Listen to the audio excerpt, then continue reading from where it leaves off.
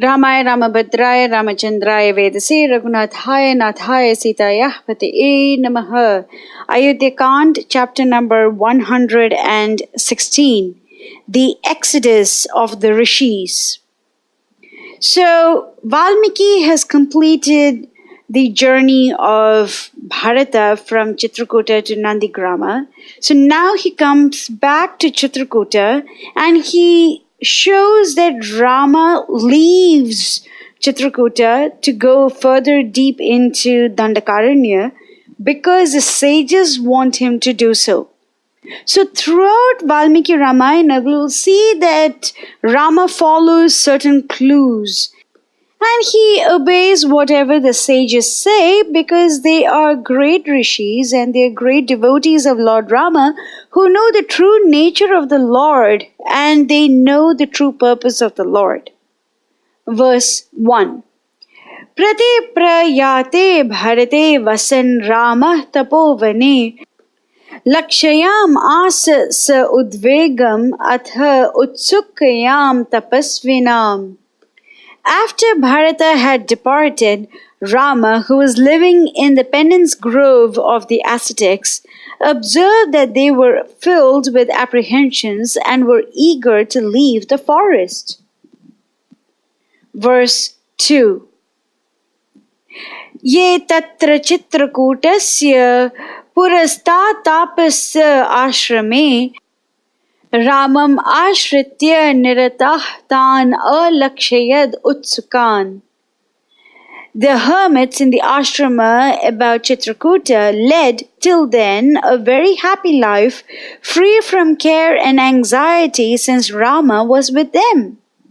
Now Rama inferred from their casual remarks and signs that they were apprehensive of some danger and were anxious to seek some other resort.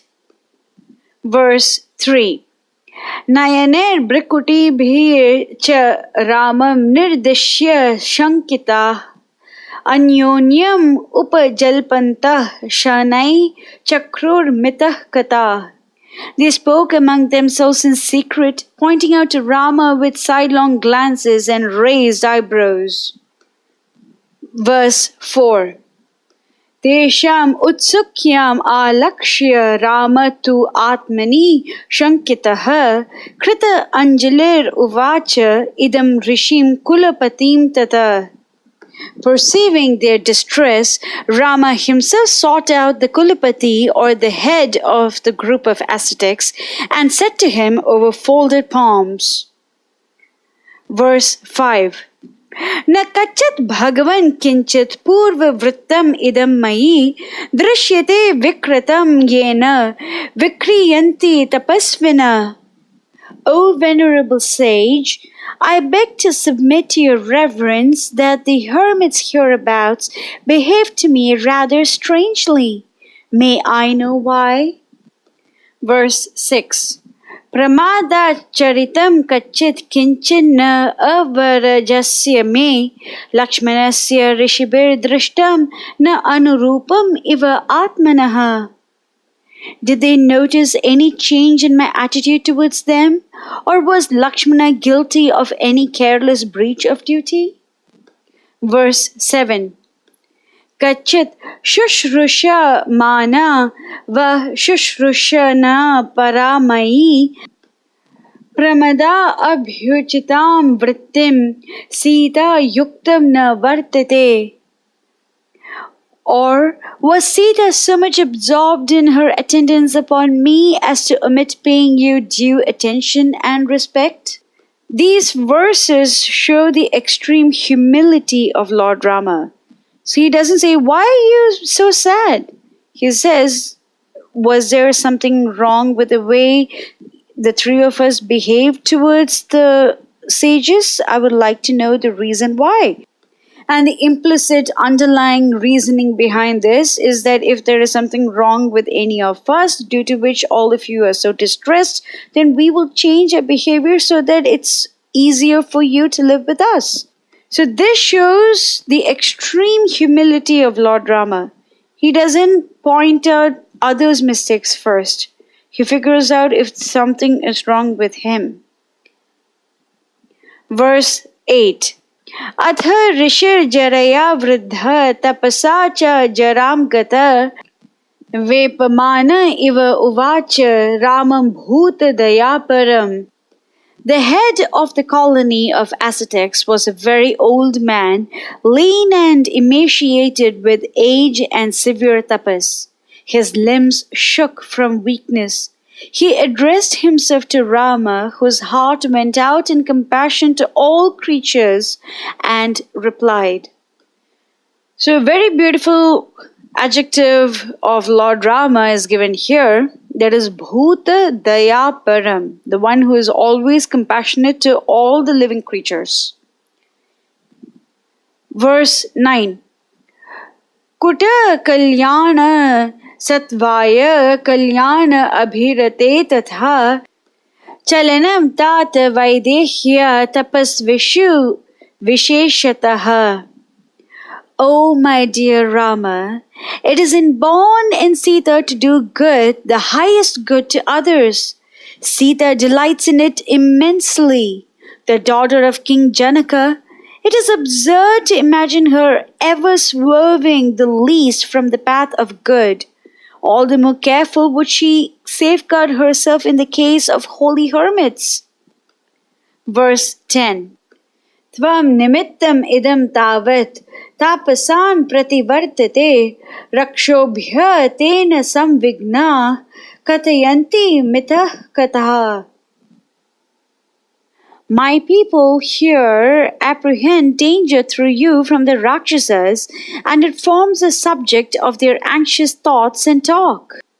Verses 11 and 12.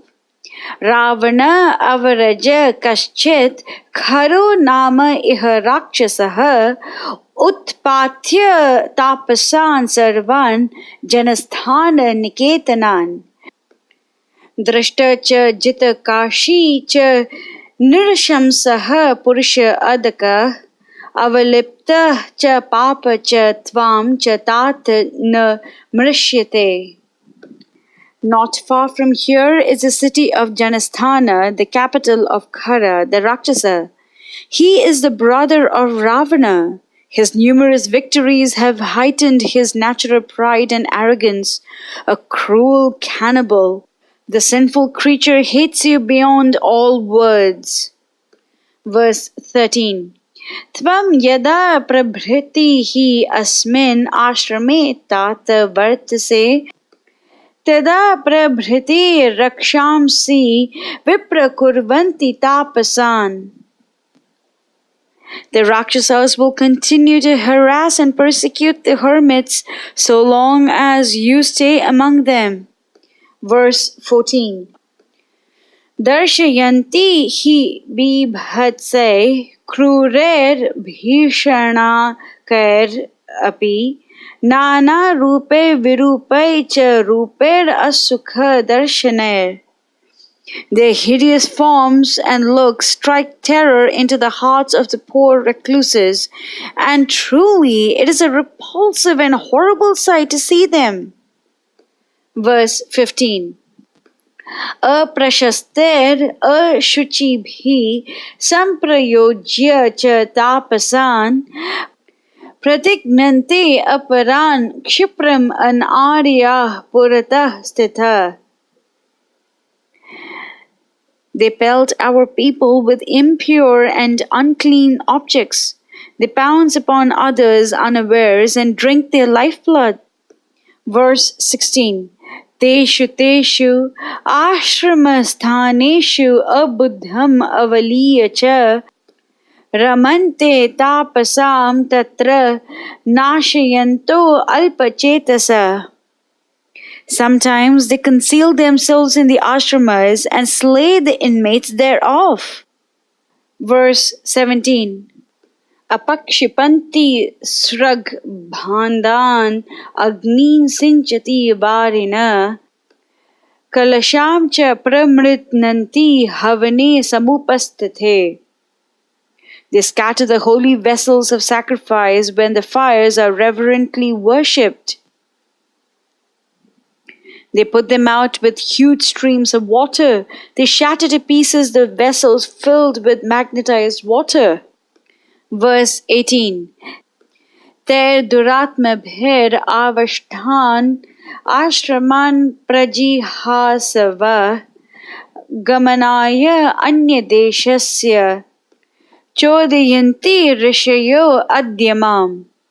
My people press me to leave these haunts of wickedness and danger and seek safer spots. Verse 19. Tat pura Rama shariram upahimsam tapasvishu darshayati hi dushta te tyakshyama imam ashramam. O Rama, before those wicked beings indeed show bodily injury to the ascetics, we are abandoning this hermitage. Verse 20. Bahumula phalam chitram avidurad ito vanam purana ashramam eva aham shrayishye saganah punah. I know of a pleasant ashrama hereabouts, and we remove to it very shortly.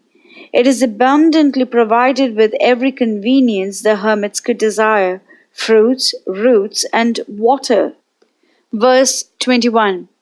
Khara tvai api cha ayuktam pura tata pravartate saha asmabhir ito gaccha yadi buddhi pravartate. My dear boy, if you will, we will be glad to take you with us before Khara singles you out for persecution. Verse 22. Sakala trasya sandeho nityam yat tasya raghava samarthasya apihi sato vaso dukkha iha adyate. Gentle you are and valiant, but you have come here with your wife and you should look out for danger at all times. It seems to me that you will not have a pleasant life of it here. So the sages of Chitrakuta mention Ravana, they mention Khara, whom Rama is going to kill in Janasthana in around 13 years, and these sages know the true purpose of Lord Rama, and so they inform him of Khara and his hideous activities. The Kulapati over here talks about the various ways in which the demons harass the ascetics. And now the concern for Rama also pops up. The Kulapati does not want Rama to be tormented by Khara, so he is asking Rama too to come with them to that small little grove that is very ideal for the ascetics, so that Khara does not get to know about Rama. So at one and the same time, these sages are aware of who the Lord is, and yet they want to do everything they can to protect him. So it is a combination of reverential devotion as well as brimming love towards a younger, darling, beloved child. Verse 23. Iti uktavantam Ramah tam Rajaputra tapasvinam na shashaka uttarer vakyer avarodham samutsukam. Rama tried in vain to persuade him to stay and said, "Why should you fear when I am with you? I will see to it that you come to no harm." He was not to be convinced. Verse 24. Abhinandya samaprachaya samadhaya cha raghavam sajagama ashramam tyaktva kuleh kulapati saha. He took affectionate leave of Lord Rama and departed from the place and his people with him. Verse 25. Rama sansadhya tu rishi ganam anugamana deshat tasmachit kulapatim abhivadhya rishim samyak priter ter anumata upadishta artha punyam vasaya svanilayam upasampede.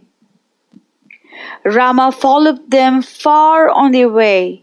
They advised him as to future contingencies and gave him leave to return, which he did.